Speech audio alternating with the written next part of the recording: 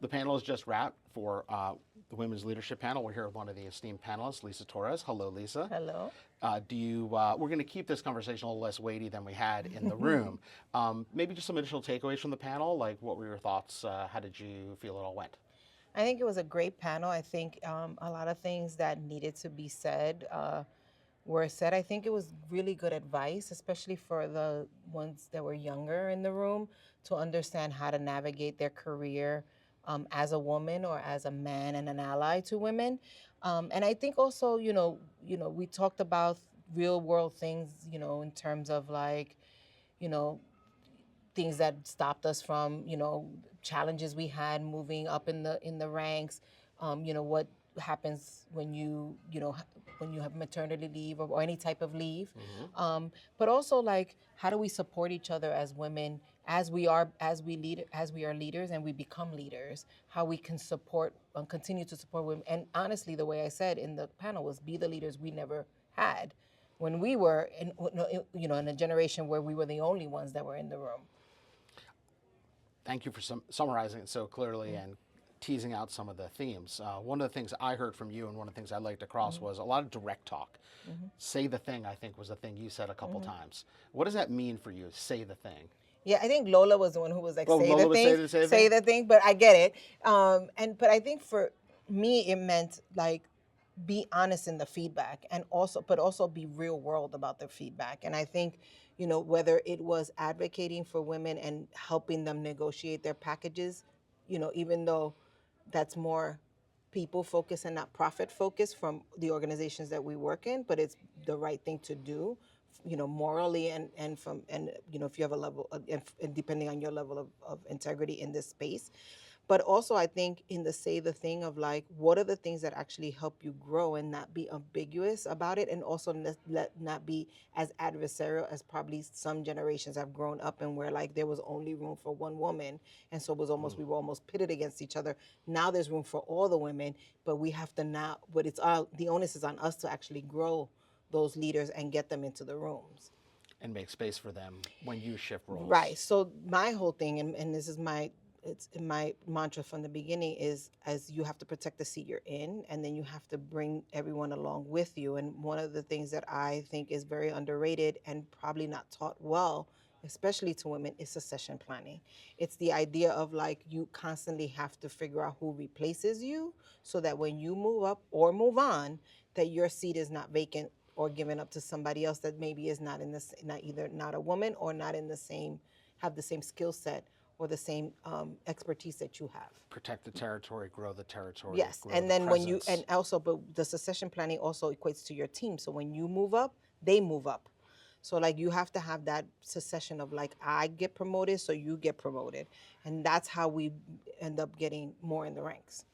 Love it. So one of the things you said a couple moments ago was, be the leaders that, maybe you didn't have growing up. So at what point in time in your journey did a female leader appear that was a moment for you, or you thought, well, that's kind of what I'm looking for. That makes sense to me. And who was that person?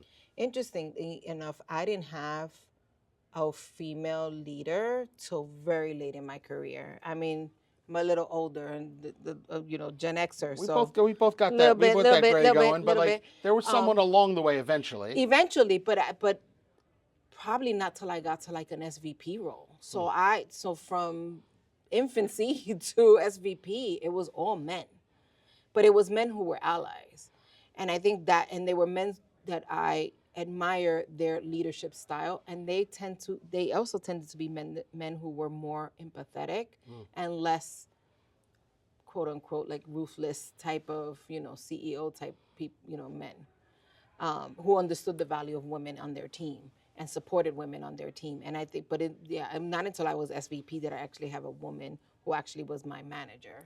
Amazing, you blazed your trail. And that is, a lot of the stories we heard tonight were people who blazed their own trails.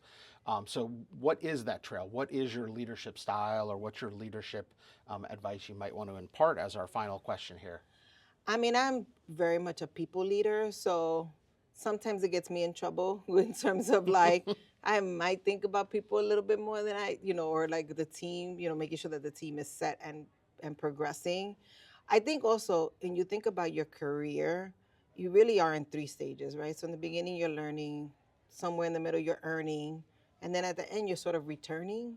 And I think that's Mm. where I'm at now, where it's like, I kind of don't need the earning. I really want to give back, and give people again the advice that I didn't get when I was, in my learning stage.